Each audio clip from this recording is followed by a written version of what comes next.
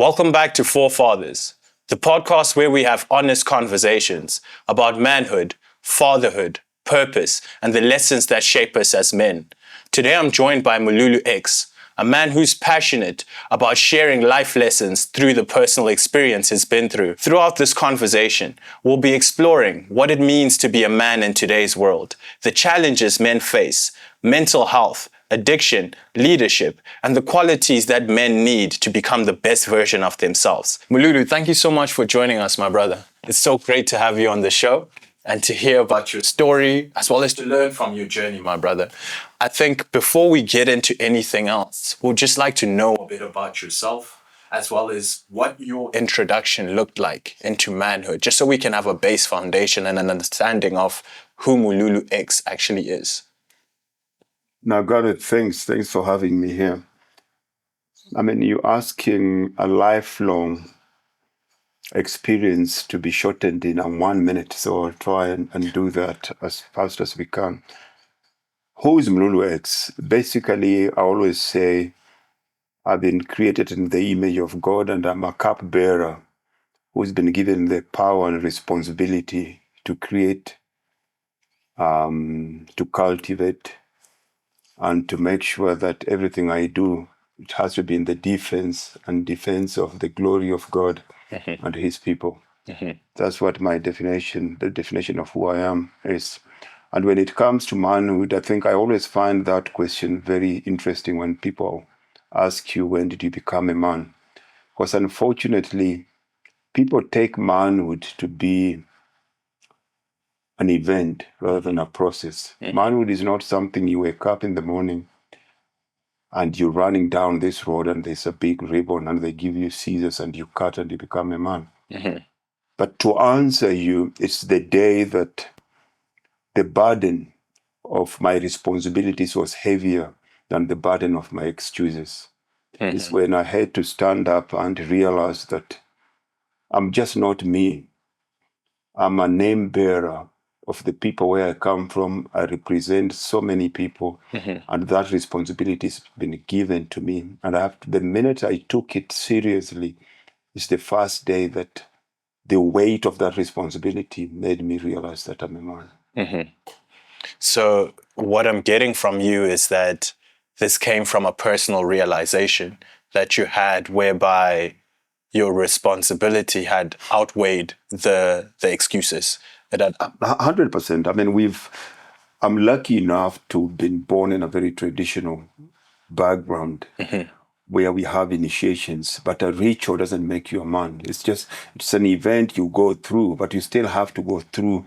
Traditionally, it's done very easy for us when you reach the age of manhood in the middle of the night, like any other boy, your father, your grandfather, your uncles, these are the people you look up to. True. And as a boy, your dream is to become a man. And it gets to that day in the middle of the night where you're blinded by a flashlight and the manly voices that you used to your father, your grandfather, they grab you out of bed and they ask you, are you ready to become a man? And of course, because you've been brought up to please this man, your response is always yes. And the next day, for us, traditionally, was circumcision. They'll bring the circumciser, he'll come.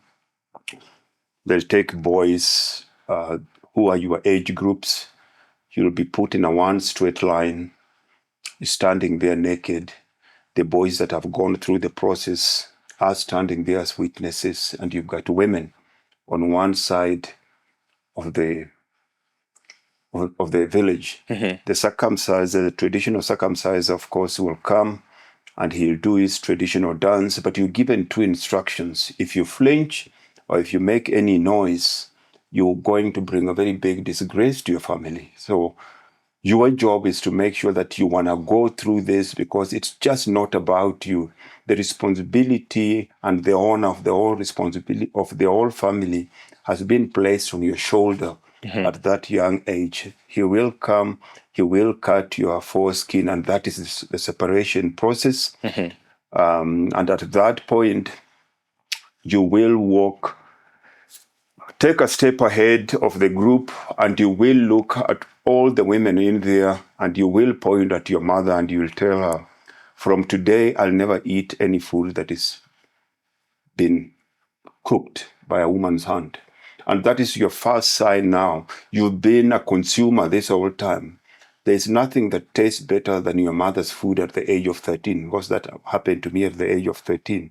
And by telling your mother that from today I'll never ever eat food that has been cooked by the hands of a woman, straight away, the spiritual, traditional meaning of that means from today, stop being a consumer and start becoming a producer. And of course, you get to the separation where they take you to the mountains, and this whole process, you go through it.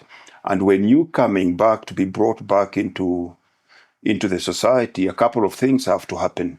Number one, the villagers will come and they'll give you a bull. You're going to have to slaughter that bull. And the first thing that you do, you'll take the back, the hind leg of the bull, the biggest part of that bull, and you will give it to your mother. That is the first sign as a man that you're now giving back. And providing. Become a provider. The second thing that you're going to have to do that is the village will give you another bull. And to be a man is acquisition of wealth. And the third thing, for you to become a properly respected man in the village, another bull is going to be slaughtered, and your responsibility is to make sure that everybody else eats and you eat the least. And that's what a man does. You feed others first and you sacrifice yourself. And that's the traditional meaning of manhood, where I come from. Got you. And thanks a lot for breaking down that story with us. And just to get some clarity, you were 13 when you went through this initiation and 13 when you killed these bulls. That's very interesting. What I want to know is, as you mentioned, manhood is not a day that on this day I became a man, but rather it's an ongoing process. So what I want to know is, throughout your introduction to manhood, how did you learn how to become this man, right? Was it through observing what father, uncle, grandfather are doing?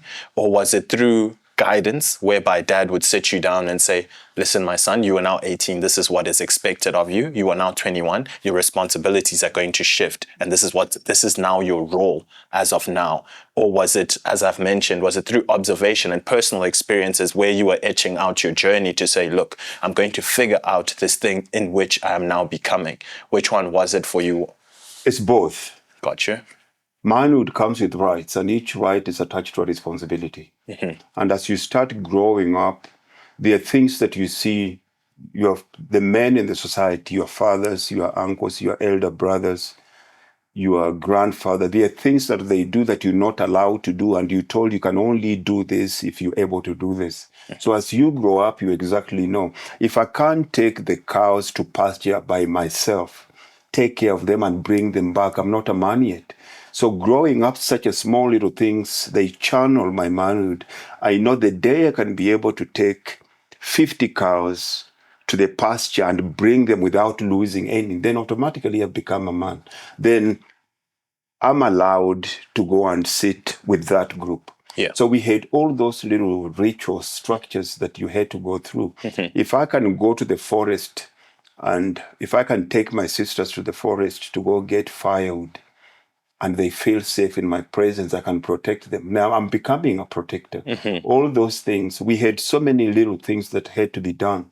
And by going through those rituals, automatically, a different level of manhood was unlocked. Manhood was not a level that you go from ground zero to the penthouse. No, there were stages. So, and for example, until the age of 30, a man is not allowed to drink any alcoholic drink unless it is made of maize meal or sorghum. And the point of that is because the society still needs you to be healthy, to have healthy sperms so that we can have healthy young people. It's only somebody that goes after 30 people that have finished the reproductive part of their lives, or 40, that can have spirits. So we had all these little rituals, all these little rules that were very much in line to protect and to grow the society to be a strong, homogeneous society. Got you. And that's so interesting. And when you were younger, were you conscious of this? Were you conscious that these are the checkpoints that are leading me? Could you see what you're working towards? 100%. Okay. We have them. You have discussions, and I'm going to take you traditionally something we've stopped. As boys, you could only sit with other boys, and after dinner or any of those, you had to sit down with older boys, people like your grandfather, and they pass this through stories. Every evening we had to sit outside a fire or beside a fire, eat your meals. The girls are separated where they're going to stay with their mothers. They will stay with their mothers, grandmothers, and other ladies. And the men, we sit with men, and they tell us stories of being a warrior, stories of protection, stories of being strong, stories of being a provider. So we grew up on those stories being taught. And as you grow up, of course, these people that do these things become your hero. These are the people you aspire to become. And any chance that you get to become those people, as scary as it is something that you've been internally prepared for a long time. And I'll just be curious to know that these structures that you have described, which I find very beautiful because it's intentional in terms of supporting the boy child and giving him a picture of who he is to become and the responsibilities that he's going to adopt as he grows. These structures you've described, are they still in place currently within your culture, or have they eradicated? Now, culture is not static. Of course. Culture is not static. Culture is progressive. The things I went through are not the things my son is going to go through, because they're not going to be able to help him in the world we live in. And I think one of the key things that we have to look, I call ourselves, especially black men, we become fragmented men, because we have 3 different codes that we're living under in a new world. Now we have to adapt. We have to take what serves us, and we have to discard what doesn't work for us. Anything that makes somebody dominate you, somebody colonize you, it's not a good tradition. That is a tradition that we need to discard. Anything that empowers you, anything that makes you be there for a community, that is a culture that we have to hold on to. So to answer your question, you have to look at it now. I'm brought up traditionally, raised in a Christian environment, and I live in a Western philosophy world. Now, I'll be very fragmented because I'm trying to apply 3 different codes to the same life. So it's a matter of auditing all these systems and find out what exactly works for me. Personally, for me, I find my community and my legacy in my tradition, because that's the Ubuntu philosophy. I find my moral compass in Christianity. Then I find to build my engine, and my financial success has to be based on the Western culture, so that the money I make there can be able to finance the message I have to become who I am. So the 3 work together perfectly. I take what works for me. And what doesn't. If I lean too much towards the Western culture, I become too lonely. If I try to fight the Christianity and tradition, then they become conflicting. So I have to decide which of these serve me best. Take what serves me best, so that I can become a whole man rather than be fragmented by them. Got you. And I like what you mentioned in terms of culture is not static, and what we know that as a species, it's either we adapt or we die, right? So now that we've kind of got a baseline of your story, and thanks a lot for sharing that, we've had a number of definitions of what manhood is on this platform, because as you know, what manhood means to you might be different to what it means to your grandson. Right? Because the definitions change, because society changed, the zeitgeist changes. So I would be really interested to know how you define manhood, what your perspective on that definition is. It's hard for you to be a good father if you were never well fathered. I think most people suffer from father's wound first. You have to heal that first before you can become a good father. If you are never well fathered, you can never be a good father. And I think I wrestle with a lot of people when it comes to that. First, let's look at the kind of fathers that we have. We have the irresponsible father. This is a guy that sleeps with a woman, makes her pregnant, and doesn't really care. It's a deadbeat dad. You know, he doesn't really care. That's an irresponsible father. And then you come and you will get an involved dad. This is a guy, you know, he's got these kids. He does what needs to be done, but he can do better. But he's never taken time to ask himself, God, why did you give me these kids? He doesn't take his responsibility seriously. And by doing that, he causes his kids a lot of harm. You know, everything he does, what he stands for, and what the kids need from him as a father, there's always a constant conflict. So it's causing a lot of harm in this kid's life. And then we have the involved dad. This is a guy that he will go to the sporting events. You know, he will put filters on their devices to make sure that they're watching the right thing. But his personal ambition is just too big. You know, his personal ambition takes him away. He knows he can do better. And he has that hole in his heart because when he comes home, the kids are asleep. He is there, but he's not present, either busy on his phone, he's on his computer. And all those things, and all these things, these fathers affect the kind of fathers that the kids are going to become or what they aspire to be when they grow up. And then we have the intentional father. For me, intentional father is who we need to aspire to, knowing very well that every child you have is a gift from God. This is something that this is a divine blessing that has been placed in you. One day when you take your last breath, the question will be, what did you do with the life that I gave you? And my answer for that, I want it to be that, God, this child you gave me, I'm leaving him better than the way you gave him to me. Now, being an intentional father is something that you have to be intentional. And if you become an intentional father, you have to go to the very last day that you're going to take your last breath and work it backwards, which means you have to start the rituals for your child very, very early, knowing at one point, and it will happen to all of us, when that boy puts on his rucksack, he packs his suitcase, he shows you his flight ticket or bus ticket, or he walks and opens the Uber and goes. The question you're going to ask yourself, did I prepare him enough for the world? What have I just unleashed into this world? Have I done my best? We all go through that. And when that day comes, I want to laugh and say, I did my best.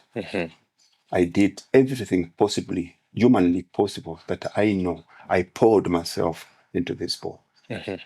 Got you. So what I'm getting from you in terms of the definition of manhood is intentionality. Got you. That's very interesting. Thanks for sharing that and breaking it down from the different scenarios of different dads. I think it puts a lot of things into perspective. And now just moving on, as we all know, it's currently Men's Mental Health Month, which is June. It obviously doesn't get as much attention as it should, but that's the fault of us men as well for not speaking out ourselves. I don't think we should be looking out for others to do it on our behalf. So given that, as I've mentioned, it's men's mental health, it's important for us to discuss something here. As we all know, the suicide rate for men is astronomically high in South Africa and globally. And what I want to know from you is, what do you think drives men to get to that point of hopelessness? And what are some practical steps of us to take from a family perspective, a community perspective, an institution perspective? How do we prevent men getting to that point? So essentially, this question is twofold. Firstly, what drives a man to get to that hopeless state? And how do we prevent that from happening? Why do men become suicidal? Mm. The easiest answer from my personal experience is when you become very fragmented. It's very hard for you to be traditional, to be a Christian, and to live in the Western world. When there is no alignment, your life is like a car. A car's got 4 wheels. And if one tire is out of alignment, there's a chance that car is going to veer off the road. Mm-hmm.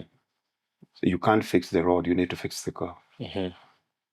You'll never see the road trying to move to fit the car. The car has to adjust itself. Mm-hmm. We live in very different times, and we should not be stuck in who we used to be and where we come from.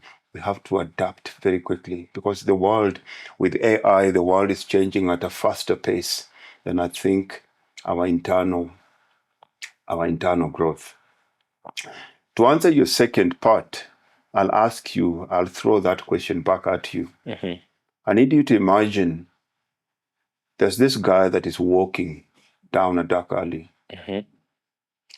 And before he knows, he falls into an open manhole. Mm-hmm. When he looks up, he realizes he's falling just too deep. Mm-hmm. He can't come out. Mm-hmm. And he starts screaming. But he screams at first, nobody hears him. Mm-hmm. It's quiet. Then he looks up, suddenly he sees a shadow. Somebody's walking. Mm-hmm. And he starts shouting, "Save me, save me, save me. I'm in here. I've fallen in here." Mm-hmm. And when he looks up, he sees the guy is a priest. The guy who's up there. Up there. Mm-hmm. The guy looks at him and says, "What happened?" He says, "I fell in here. Please help me." The guy looks in and says, "My son, I'm sorry. It's so far. I'll pray for you." And he walks past. Mm-hmm. The second guy comes. He's a lawyer. He shouts, he looks in and says, "I don't know how I can help you." But he throws in his business card, says, "If you get out, let's sue these people." And the third guy that was passing by is a doctor. He says, "I'll help you if you come to the hospital, but I don't know how to get you out." Mm-hmm. So this guy is on the verge of giving up. Mm-hmm. Then all of a sudden he sees another shadow. But he can see this guy is a drunkard. Mm-hmm. And he shouts without even a hint of doubt. This guy jumps in and he looks at him and says, "That's the most stupid thing you've ever done. Now we're stuck, 2 of us in this hole." The guy says, "Don't worry, buddy. I've been in this hole before. I know how to get out." Yeah. So which was the right man for him? The one who helped him. Yeah. He didn't even think twice. Yeah. But what does society say about him because he's an alcoholic? Yeah. I guess it's just showing us that help might come in packages we don't expect. Yeah. Yeah. Most of us men, whether you like it or not, we're going to be in that hole, be it in relationship, be it in money, be it in being stuck, the negative mindset, be it with the devil telling you that you're not good enough, be it being stuck in your past, all of us. Mm-hmm. So apart from that man being saved by the guy most of us look down upon, I also at one point, I want to be that alcoholic that jumped in. Yeah. So it is your turn. So to answer that question, you need to find a man and save. Mm-hmm. It's not a matter of us talking. Mm-hmm. The men around us are drowning, but what are we doing about it? Mm-hmm. I get you. I hear you. It's enough discussions. It's for us to look within our circles, to reach out to a friend. Yeah. Pick up the phone. I haven't heard from you. How are you doing? Yeah. Yeah. Things. Listen to people. We don't do that. We want to talk about it, but the same people that are in our own lives are drowning. Mm-hmm. These people have nobody to talk to. We don't answer phone calls. It's very easy for us to text, but when you call another man, he doesn't answer. I'm busy. Yeah. But they will text. So we should not complain when we're not being the guy that jumps in. Mm-hmm. I've been in that hole. I've been in dark places. And there are other men that will be in the dark places I've been. When I see him, I know how to get out. Mm-hmm. It's my job to fish him out. Yeah, I hear you. We need to take responsibility. That's the only way the crisis gets solved. Thanks for that. Thanks for breaking that down. I guess that gives me a nice segue into the next question, because there's a lot of definitions of strength that we receive, as a man being defined as strong. It's either you're physically strong, you're financially well up, or you present emotional stoicism. There's various ways that we have been, or rather that society defines strength for a man. I'd like to know from you how you define strength. When you think of a strong man, what qualities or characteristics come to mind? What gives us light now? Right now, innovation, the building, the lights. So where is the light coming from? From the light bulb. So what is stronger, the bulb or the current in the bulb? The bulb that holds the current. Think again, Gareth. What is more strong? I can touch this bulb. Can I touch the current? Of course not. So what is more powerful? The current. But the current had to submit to the bulb for it to be useful. If we had those wires just hanging and you touch them, what will happen? They're alive. So submission is strength and control. Men, we must learn to submit in life. Because when you're just too strong, you will break. And when we come talking about submission, I'm talking about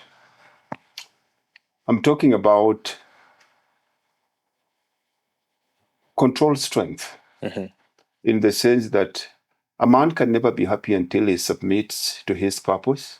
And until he submits to his purpose means by submitting to God. Most of us expect our wives, the people that work for us, the people that look up to us, to submit to us, but we haven't submitted to anything. We can never get what we not. Our strength is in submission. We have to submit first, and everything else will submit to us. What I'm getting from you is your definition of strength is that submission to what some would call a higher power. For us, that's to God.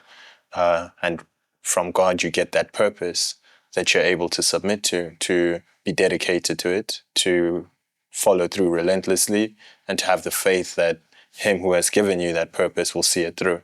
So that is strength from a man's perspective, to deliver that which he expects others to do. As the example you gave, as men, we expect our partners to submit, the people who are under our employ to submit. But then who are we submitting to at the end of the day is another question we need to ask ourselves, correct? Strength under control. Okay. That's where our strength is. Strength under control. Gotcha. Thanks a lot for that, Steve. There's also something that has been on my mind lately, just in terms of men who suffer from addiction. There's men who suffer from they're alcoholics or from various drug usage, and now there's even a cry out for pornography addiction, because the phone is in your pocket. We've got very young boys who have access to these things, right? So what do we say to the man who's looking within himself and saying, I'm tired of being shackled by these chains of addiction? What do we say to him in terms of his journey of breaking free from these addictions, that be it alcohol, be it drug usage, be it pornography, or whatever else they may be addicted to at this stage? Gareth, it's a good question. We've been created in the image and after the likeness of God Himself. So if I look at you, what am I looking at? Am I looking at an image of God? Am I looking at Gareth? Now, if we've been created in the image and of the likeness of God, what are the qualities of God Himself? Now, if you go to Genesis, the first thing that God talks about is creation. So which means if God introduces Himself to, irrespective of all the marvelous things He's done in our lives, the one thing that He wants you to see Him is as a creator. So which means, as a man, we have to look at, if we've been created in the image of God, what defines God? God is a creator, and being a creator, He likes to connect. That's why He created you. And he also created you with the sole intention of you being able to contribute to his creation. So, and I call it the 3 C's. So God, for him to be God, he has to create, he has to connect, he has to contribute. Then it means for me to be happy, I have to create. If I'm not creating, I'm not going to be happy. True. I need to connect and I need to contribute. So when somebody is addicted to something, that's still God power in him that hasn't been channeled to the right way. He still wants to dominate, but he's just channeling it in the wrong way. Now, how do you help a guy like that? First and foremost, you have to take him back to who he is and what his identity is, because you can never outlive or outperform who you think you are, because this is a person that has a distorted image of who he thinks he is. If you've been created in the image and of the likeness of God, you cannot be controlled by a tobacco stick. You cannot be controlled by a screen. You cannot be controlled by a bottle, because those things now become your new God, and which means that you've lost who you are. Now we have to go back to the basics. And like anything else and anybody else, the software of who he is has to be updated again. Because if we keep on pouring in the old software, nothing is going to happen. That same pattern will remain.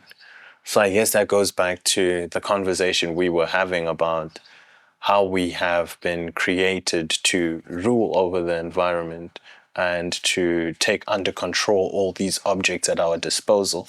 But what we see from an addiction standpoint, it's been inversed. We are now having object ruling human.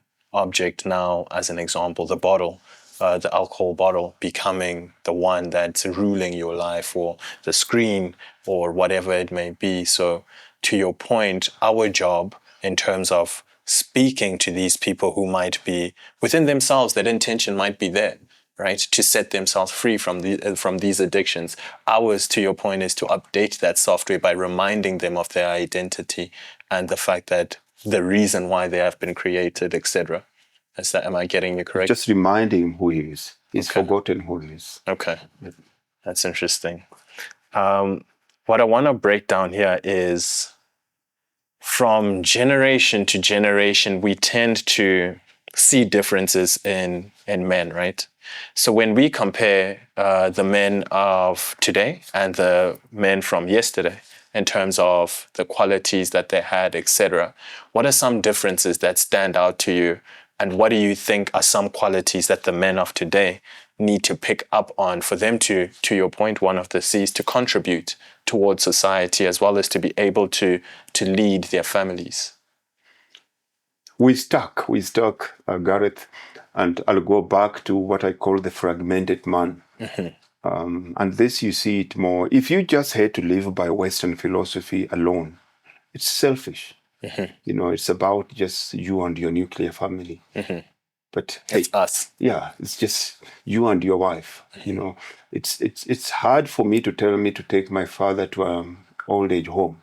That's not who I am. That's not how I grew up. Because in my culture, when an older person dies, we have a saying where we say the village library is burned down, because accumulatively we pass knowledge through talk. Yes. We don't write. That means sitting down with your elders and listening to them. So I have to spend as much time as possible with my elders, my father, my grandfathers, because they're preparing me. They know they're on their way out. They're preparing me to take that role. Now, most of the men now, unfortunately, that is the first thing that is gone. Now, traditionally, it was easy because people lived in villages, but unfortunately, you don't expect people to live in villages now. We move to cities. The world is changed. The economic pressure is high. We need money for us to be able to do. So we can't say you have to go back to the village. But it doesn't mean we can't do anything about that. You have to have a band of brothers. Most of us, we've isolated ourselves. We have no single person we can just pick up the phone and call when we just even want to talk. Just to say, you know what, my mind is killing me today. I've got bad thoughts. You know, I need to know you so well as a friend. You need to give me the license to speak into your life and tell you you're going to mess up. Because I'm older than you. I know. I can see where you're going. And the way you're spending your money right now and the way you're treating your wife, this is going to happen. But we don't have that. It's easier if most men drop down dead now, you'll find easy 10 men as pallbearers coming to carry his coffin when he's dead. But when he's going through a tough time, there's no single man he can talk to. So the man is lonely. Yeah. What is killing most men now, even to go back to your question, is loneliness. You need people that you can be authentic with. You know, there are different, there's always two versions of us, Gareth. There's the real you and the imagined you that people like. All of us want just somebody to love the real you. You know, somebody that just like that. If I come to your house, you don't have to change. You're sitting in your torn shorts. But most of us don't have people like that. You always have this imagined person that you have this public persona. You know, you're smiling, but you don't even want to be in that suit. You're always happy in your t-shirt. We don't have those. Now, most of us don't have people that have met the real us. And if you can have one or two men that have met the real you, it will take off a lot of stress that most of us men the burden most of us men are carrying. I hear you. So what we've lost in this current generation, to your point, is that we've become lonely. We've isolated ourselves. Yeah. We no longer have, to your point, that sit around. In my culture, they call it a dare, where we sit around together and we pass on stories, etc., right? So it's that we've lost, because now when I am thinking about advice, to your point, I don't know who I'm going to call, because it's no longer the village setup where we, after a meal, we're all sitting together as men and having conversations and all that. It's changed so drastically now. So we've lost that. And so we have somebody we call. Now we go to AI. or Google. So AI has become the new grandfather. So most people, we have people now that have replaced God with AI, because it's omnipresent, it's omniscient, it's there. Yeah. It's there, it doesn't judge you. There are people that have replaced it, and there are people, AI is creating another different God now. There are people that can't live without it. They have outsourced their mental health to AI. So in terms of what qualities we need to develop now that we know that there's this problem, what do? We intentionally create those circles. We intentionally become those people who are there to advise and are seeking that advice. Is that what we do? I mean, first it starts with what you're doing now. It's just, we need to talk about it. You know, people don't have enough conversations about what people are going through. Yeah. But also we need to create safe environments for men. Women do it so well. You know, a woman can easily bond over makeup. You know, they can easily bond over just going to the mall to walk around. They giggle, they do their things, they try on clothes. But men can only bond over pain. Men, we can't bond over coffee or sitting like that. We have to do something together. Come to my house, we start fixing my car. And in that process, we start talking. We come, we train together, we sweat together. Yeah, so men bond over pain. But unfortunately, most of us are already too afraid of pain. Society tells us that pain is bad, but without pain, there's no growth. So most people don't want that. Most people want to meet in a pub. But if you tell them, let's go for a walk, no, they're too busy. Come for a session this weekend. Let's go for a boxing session. If there's no sweat between men, there's no bonding. Because it's our nature not to talk. Yeah. I gotcha. So then I guess now we've resorted to getting intoxicated for us to start to speak, which is obviously very unhealthy. I hear you. I'll give you a very easy example. I'm the oldest man in the gym here. I'm the oldest black man in the gym here. Yeah. If you come, you'll find our oldest white man is 81. We have a lot of old black women, old white women, old Indian men, old Indian women. Where are the black men? Mm. Why don't we have older black men in the gym? Why?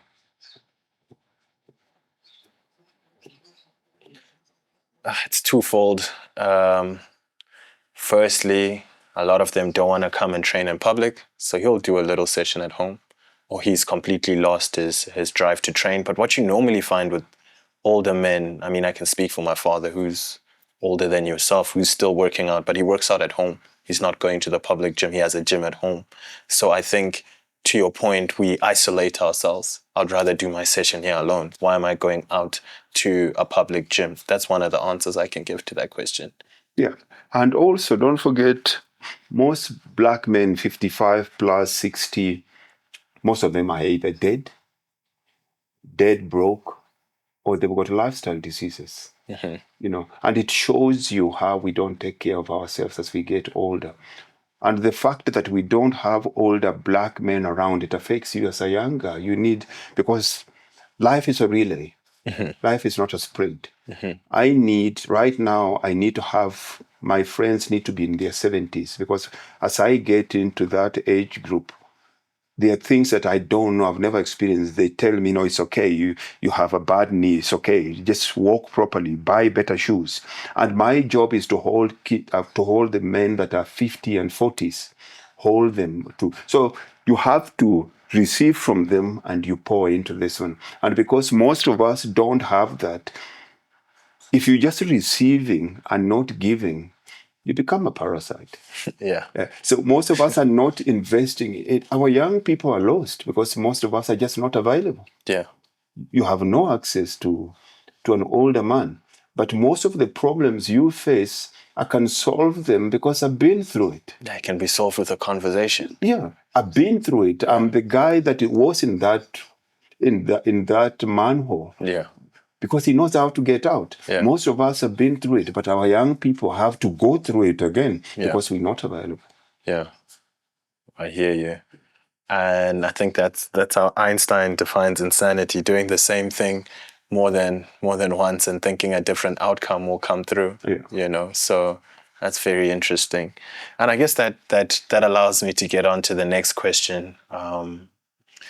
What are some of the challenges, some of the biggest challenges you feel you're seeing young men face today as they transition into manhood? What are some of the challenges that you feel like as you see young men transitioning into becoming the men they aspire to be? What are some of those challenges, and why do you think they're so prevalent right now in society, these challenges you're seeing as men are growing into who they're becoming?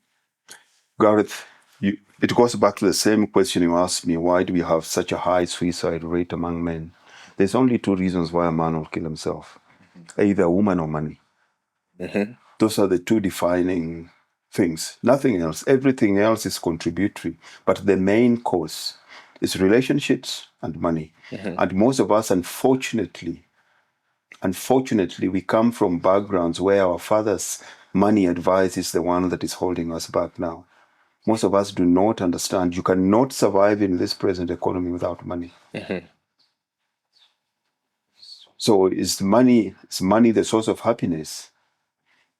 Do we need money to become men?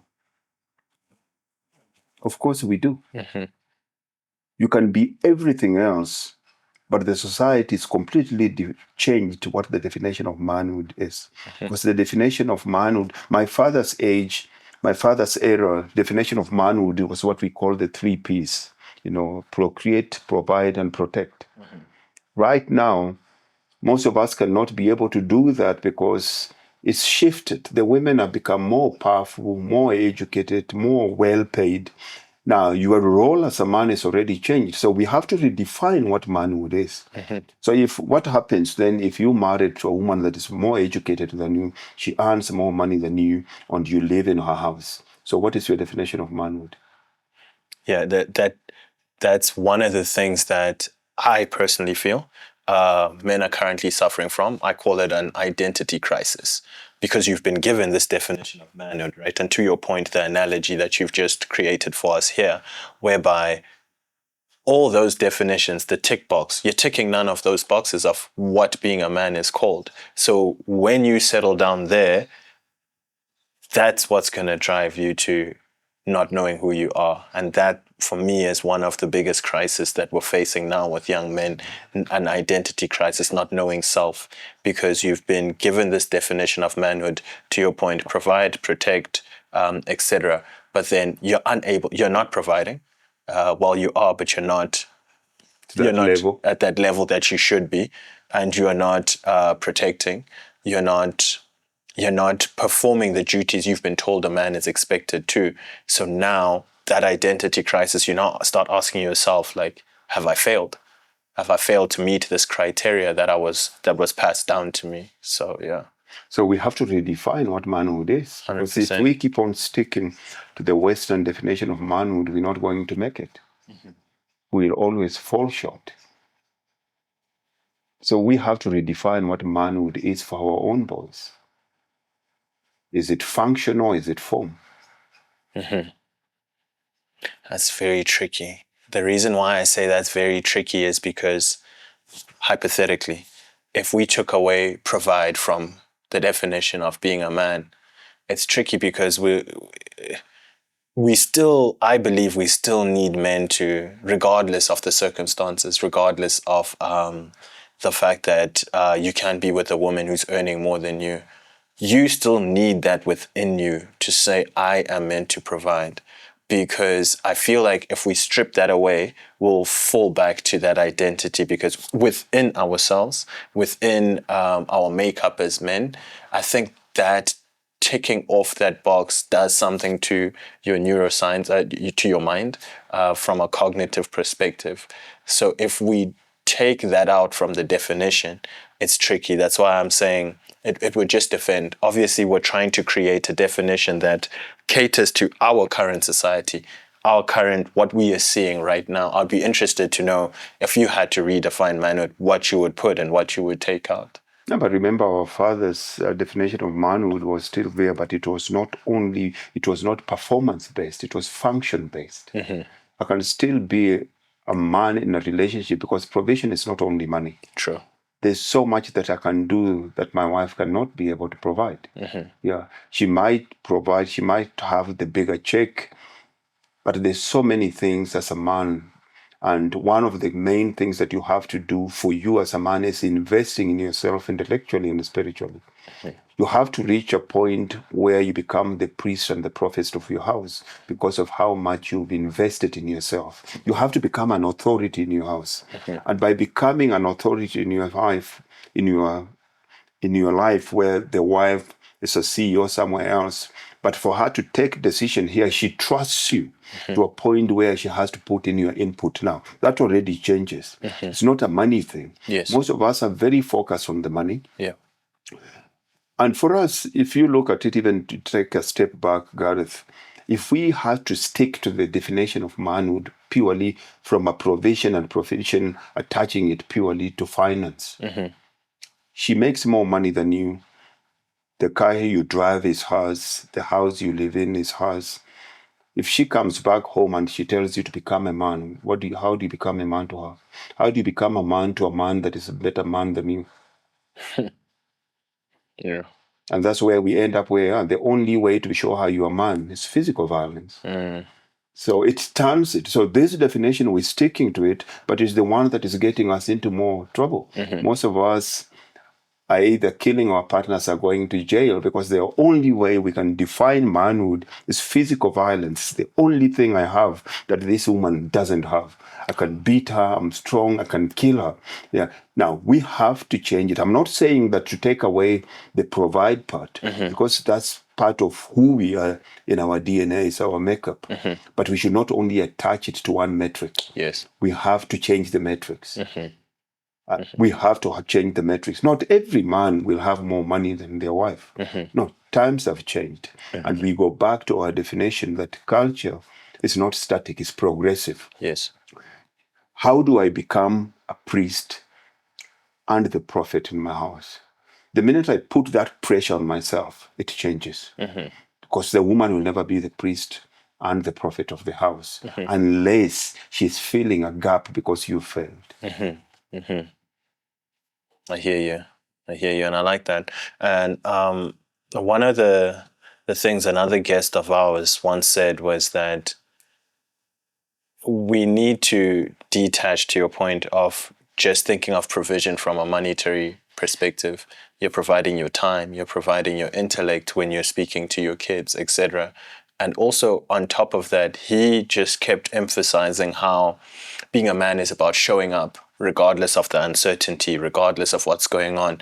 You showing up and being there and being available, that was what he was holding on to. So I definitely agree with you that this definition is getting us into trouble. And if we don't make conscious steps to redefining what this means and alleviating all these pressures, because they're not realistic. If we pull out stats and we see jobs of men, let's call them Gen Z, of Gen Z men and Gen Z women, you start to see that, wait, there's a rise here from a woman perspective, which means the probability of you settling down with a woman who earns more than you is highly likely. So what's that going to do to your definition of manhood? I think that's where this conversation we're having now comes in. There are also some things that only a man can do. For example, having a vision for the family. It's only us, it is within us to be able to see that a woman has been created purely to think of the survival of the family, which in most cases is very short-termed. Most of us have never sat down. It doesn't matter how much your wife makes or how high she is, even if you work in the same company. Her immediate vision is to take care of the family. You have the foresight to think of 10, 20 years ahead. And most of us never take time to sit down with our partners and show them the vision we have. A woman doesn't fall in love with who you are. She falls in love with who you're becoming. Because you're becoming who God intended you to become. It's a calling. Being a man is a calling. And being a calling, it means you're constantly taking calls. Right? So you becoming that man. So number one is a vision. My people without a vision will always perish. Yeah. The second thing in that family that you have to provide as a man is wisdom. If you lack wisdom, ask God. He'll give you abundantly. Plenty. It's consistently. Clarity. A woman has energy that is spread wide. You need clarity, because without clarity, it becomes very hard for you to stick to the vision that you have for this family. Grace. These are things that only God can give. Being able, you can go out there and detect danger quicker than a woman can. Because you're wired like that. So environment, your job is to make your family feel safe. Yeah. They must feel safe in your presence. There is nothing better for a man without them knowing you're listening. When the child says something and the mother says, wait till daddy comes home, he'll fix it. Or she's talking to her girlfriend, she doesn't know you can hear, and she says, my man will sort it out.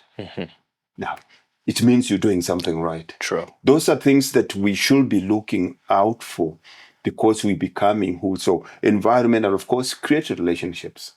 You have to create, the biggest problem, most of us men, we haven't formed strong relationships that if something happens to me, what happens to my family? You don't want all of a sudden you with friends, men you hang out with, but you're not even sure about that man coming to your house, because you're not sure this guy, you've got an 18-year-old daughter, but you find him looking at her funny. And you're keeping people like those as friends. Of course, it will stress you. You need people around you. If something happens to you, you know very well that your family is in safe hands. And you have to have these pacts. And those are some of the things that we have to create together, a band of brothers that cushion us against the world that we live in. We are in this world, but not of this world. We need to create our own world in this world. for us to feel secure, for us to feel loved. We don't honor each other as men. It's very few times do you ever pick up the phone and say, Gareth, I'm so proud of the way you're handling yourself. I'm proud of you, brother. Most of us don't do that. So most of us have that hunger inside that nobody ever honors who we are. I hear you. All right, thanks for that, Steve. I think it really breaks down what challenges men are currently facing as they transition into the men they are meant to become. And although this may be a big generalization, right? Obviously, you're on the outside looking in, so your perspective is like gold to us. When you look at the current men and you see what's going on, if I could say to you, as I've mentioned, this is a generalization, if you could pick out 3 characteristics from the men you're currently seeing to say, these are 3 characteristics that men could do without, that you're seeing currently prevalent within the current generation of men. As I've already mentioned, it's definitely a generalization because we never want to say that all men act like this. But nonetheless, if there's 3 characteristics that sometimes when you're on your own and you're just thinking, I really wish that men would not do this and rather do this because this is going to help them within their journey. What would those 3 be? I'll give you 2 answers, Gareth. I'll give you the simplistic answer. The simple one here is, it's so hard for you to be happy if you don't take care of yourself physically. Okay. It's as simple as that, most men, unfortunately, are emotionally and mentally overworked and spiritually and physically underdeveloped. And that's a dangerous combination. It's hard to have a strong mind in a weak body. This body here is your vehicle. You can't really tell me how great your vision is or how big your purpose is if you're abusing the vehicle that is going to get you there. I don't take you seriously because of that. And then the second answer here, I call it the 3 W's. The first thing that a man needs is the word. A man needs to be spoken into because the word gives you identity. Most of us haven't grown around other men. We've grown around too many women, since childhood. If you look at statistics, even in South Africa, I think if you go to Home Affairs, 65% of the birth certificates, most of the boys don't have fathers on them, it's their mothers. They come home, they live with their mothers. If you go to church, 85% of our churches are mothers. And I think, don't quote me, but I think 75% of most school teachers are mothers. So most of our men are around women. And a woman cannot understand a man that is, after 13, it's very hard for a woman to understand a man. A man needs another man. You can never be a man if you've never seen a man. So most of our boys, most of our men, they are boys dressed in a man's suit. They're trying very much to be men, but they're behaving like women. So we need to have the word about who they are so that we can build them from inside out. The second W here is work, which work, for lack of better word, is physical labor. But work for me means purpose. Most of our men are stuck in jobs where they are employed rather than being deployed. Men ambassadors, manhood is a calling. And when you take an ambassador and take him to another country, he's not employed, he's been deployed. He's there for a specific mission. He does not come back until the mission is finished. And most of us are stuck in 9 to 5. I'm not saying 9 to 5 is bad because you have to start somewhere. But you have to learn to turn your employment into deployment. That's the only way you're going to be happy. Purpose. As a person. Find the purpose in what you're doing until you find your purpose. And to find your purpose in what you're doing, it means that you have to raise your own personal standards. Your personal standards has to be, you have to choose a standard of excellence. Because if you don't choose excellence, by default you choose mediocrity. And most men are mediocre. You know, they work for the paycheck. They're happy on Fridays and sulking on Mondays. And the third one is wife. Don't try to get a wife first. Most men are going with the W first. They've turned word into wife. He doesn't have work. He doesn't have the word. And a woman is a helpmate, which means she comes to you to fulfill a certain function. She comes to you to fulfill your purpose. A woman is fire in your belly. When you get a woman and you have no purpose, she'll kill you. Just the stress, because she'll keep on asking you. She'll keep on telling you these things, and all of a sudden you're like, whoa, I can't take this. You cannot take a woman without a purpose. But when you have a purpose, because It drives you. a woman becomes the first prophet that God drops into a man's life. She drives you. When you have a good woman in your life, when you come home after you've had a terrible day, she tells you, come on, it's a bad day, sleep in, tomorrow we'll do it again. A man like that cannot be beaten. But because we've fallen in love with women rather than falling in love with our purpose, it's turned things around. A woman cannot love you unless you're in love with something else. A woman can only love a man that is in love with this purpose. If you have to choose, if she has to give you an ultimatum, it's me or this thing today, she must know she'll lose. That's the only way a woman will stay. Gotcha. A lot to take in, but it's a lot of good things. And I think the one thing that you mentioned is purpose. It's very important for us to have a vision for our lives. You know, I want to challenge our viewers to be able to write a 5-year plan of what you want to do with your life, a 10-year plan of where you are going, you know, and to be very specific in terms of what your goals are, because then you're able to give to the Lord your desires, you know. So I think that point on purpose is very important, and the fact that a woman is going to be a fire in your belly, and that fire is either going to drive you or destroy you, you know, depending on if you have purpose. So I just wanted to reiterate that, and just to thank you for you breaking that down. And Gareth, God has a plan for you, but He'll never plan for you. Yeah. Most men are busy praying and begging God to bless them, but God is asking, show me your plan that I can bless. What do you want me to bless? To bless nothing? You're not bringing anything on the table. Yeah. How much does it cost to plan? Nothing. Nothing. Most of us don't plan. Yeah. But we go on our knees and we beg, and we've turned our relationship with God like a servant-master relationship. You know, we're always begging, and it's like, no, show me your plan. Show me your plan. And it's easy to say that commit your plans to the Lord.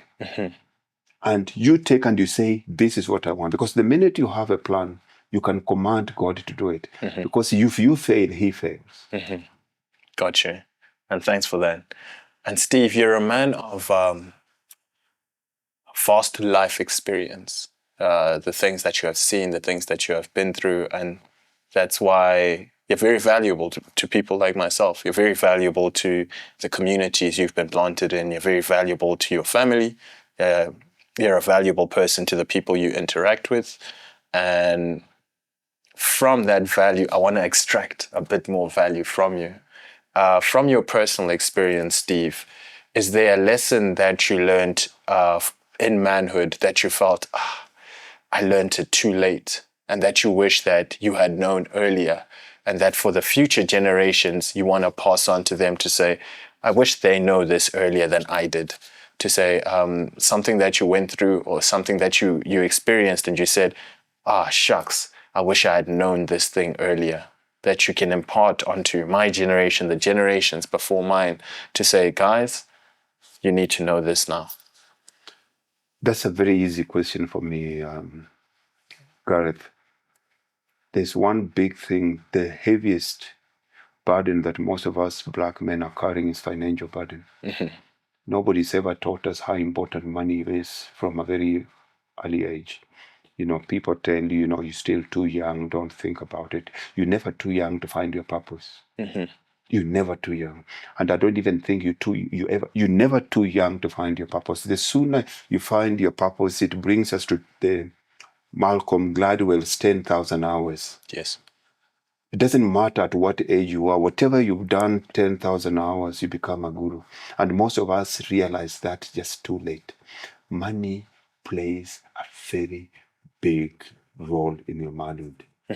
Jesus said 32 parables. 16 of those were about money. He spoke more. Can you say that again? He spoke more about money than salvation, because he knew nothing has the power to turn you away from God and become your God than money, with or lack of. And most of us are struggling from lack of, because we equate spirituality with poverty. Jesus was not a poor man. Jesus was one of the richest men that ever lived, if you look at the financial statement of Jesus himself. So we need to start taking financial literacy seriously. We're too focused on race. We're too focused on being underserved. But it's because you have no say if you don't have money. Collectively, we have skills. Collectively, we have strength. We can outpray anybody. Black people, we prayer warriors. But it looks like we're always praying to the wrong God, or the time we're praying to God is gone for lunch, because nothing changes. Because there is nothing else that God is going to give us that he hasn't given us. He's given us everything. Yeah. When he sent us on this planet, he gave us everything. We're refusing to use the tools he's given us. So if one thing that as Black people we have to take seriously, we need to understand how important money is to our happiness, to the happiness of our families, to how sustainable our relationship with our women are. Because without that, our divorce rate is going to go up. Rather than our homes becoming heaven, they've turned hell. And unless we have money, that woman is not going to be a pillar during the day and a pillow at night.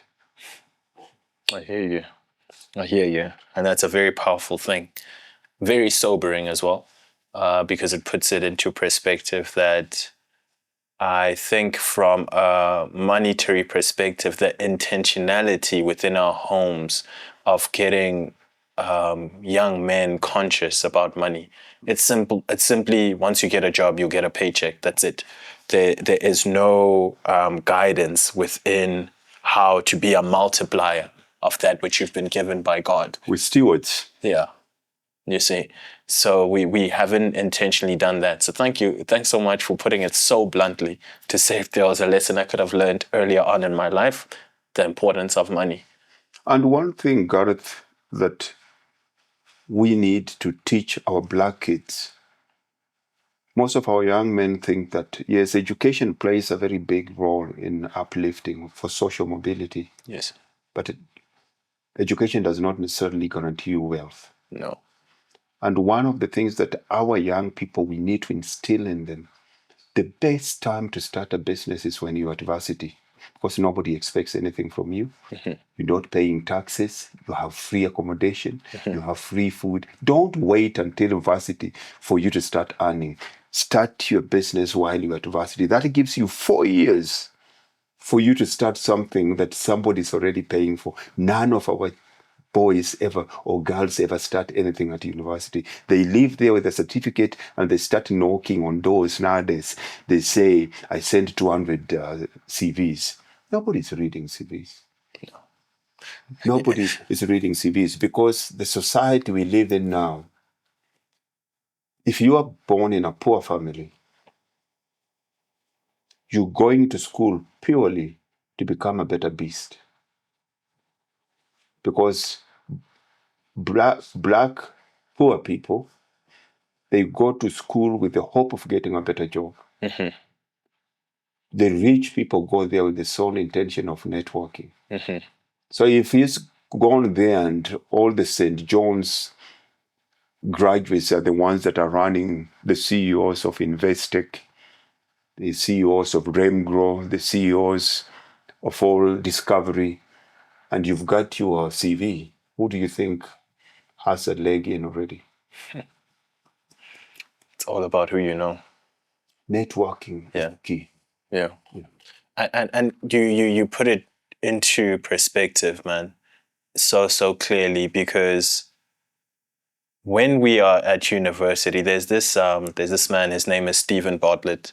He speaks about how he feels that when we are younger, we need to fail quicker. Try, fail, try, fail, try, fail. And there's no other time than when you are in university that you're at liberty to fail. Your responsibilities are close to zero. Nobody expects nothing from you. Exactly. So, and another thing, an interesting thing that an entrepreneur by the name of Strive Masiwa said, he was speaking about how in Africa, our educational system does not gear us up to be entrepreneurs or to be business owners. It in fact gears us up to be employees. And how he broke that down was he mentions how he traveled to Israel and he interacted with a group of 11-year-olds, 10-year-olds, and he was speaking about how these people know how to file taxes. They know how to register a business. Whereby when we are in grade 7 here, the last thing they're going to teach you is how to register a corporation or how to pay taxes. They're not going to teach you that, So it's certain things like that you start to notice a bit of a discrepancy in our intentionality of building independence within our kids. So thanks a lot for highlighting that, Mr. Steve.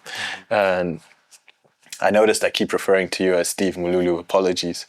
But nonetheless, this has been beautiful, very eye-opening for myself. And the beauty of running a platform such as this is I tend to be the one who learns the most because I get to interact with people like yourself, at face value and understand your experiences and be a vessel that then translates that to our audience as well. And with that, we've come to the last question, which I want to leave with our audience. And this is essentially for the young man who's watching this and saying, Mululu, thank you so much for what you've shared here today.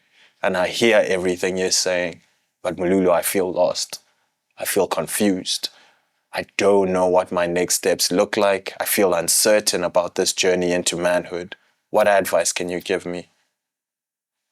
Remember, you don't have to see the whole staircase for you to take the first step. Mm-hmm. And I think I will use a theological answer for that young boy that is listening to us. And clearly, we find the Apostle Paul that says, when I was a child, I spoke like a child. I understood as a child. And I thought as a child. Mm-hmm. Now, if you look at these three words, is speak, understood, thought. Mm-hmm. The first letters of those three words is S, is U, and is T, Mm-hmm. which is SAT, which simply means that systems under test. Mm-hmm. Manhood will be tested. Now remember, he says, when I was a child, I spoke like a child, I understood as a child, and I thought as a child. When I became a man, I put childish things aside. Mm-hmm. They didn't live by themselves. Mm-hmm. Intentionally. He had to. If I put my cell phone here, it means I can go back and take it. Mm-hmm. So he put childish things aside. Now your manhood is going to be tested by how you speak, by how you understand, and by how you think. Mm-hmm. Now this is a simple test for that young man that is sitting there. Your speaking will be very much defined by how you control your emotions. Because if you don't control your emotions, it means you react. You look at people and people are talking and you're just waiting when they can, a gap in between so that you can respond. You have no intention of understanding what they're saying. Mm-hmm. So watch how you speak. Are your words the words of a child? Are they the words of a man? Your understanding if it's reactionary, is always you feel under personal attack. Everything is about you. Mm-hmm. Whatever people say, you look at from your perspective, where they are attacking me as an individual. Separate yourself from whatever people are saying. You know, it's like when you live here now and a taxi driver tries to cut you and you start following him and swearing. That's what a child does. Because there's a chance, if you're very emotional, you're going to lose your life. That guy will shoot you. You've just lost over nothing. But a man knows this guy, that's who he is. He doesn't even know me. He's got nothing to do with me. That's his issues. He'll get his own fate, wherever he's going. Then what are you thinking about constantly? The difference between a child and a boy, a child is constantly, be it even 3 a.m. and they want food, they'll scream. If they go to the supermarket, they want a toy and you say no, they throw a tantrum. Are you throwing tantrums in your thinking everything that you do? And you can see all things. Now, this becomes, I need you to watch yourself from outside first before you can fix it. And if you if you're a very reactionary man, then let's take the manhood away and you call you a reactionary boy. And if you're reacting to things, chances are you're going to get yourself killed. Thanks a lot for that, Steve. I'm very grateful for you taking the time out to meet with us and for you sharing your wisdom. I think you've made it very clear that manhood is in fact not a day that one becomes a man, but rather it is an ongoing process of learning, of accountability, and intentionally becoming better and intentionally speaking to God about your plans and having a plan, as a man. So I've thoroughly enjoyed this conversation. It has blessed me, and I'm pretty sure it will bless those that watch. And to our viewers who are watching at home, as always, thank you so much for tuning in. We hope that you have learned something, you feel challenged, you feel inspired to become better, or rather to become the best version of yourselves. If you're new to the channel, make sure to subscribe. That's how our channel continues to grow. And enter the conversation through the comments section and let us know your thoughts and share this episode with a brother you feel needs to hear this. And as always, continue to grow, continue to aspire to be better, create your vision, and ensure that you know who it is that you want to become. Until next time, this is Forefathers. Thank you so much for tuning in.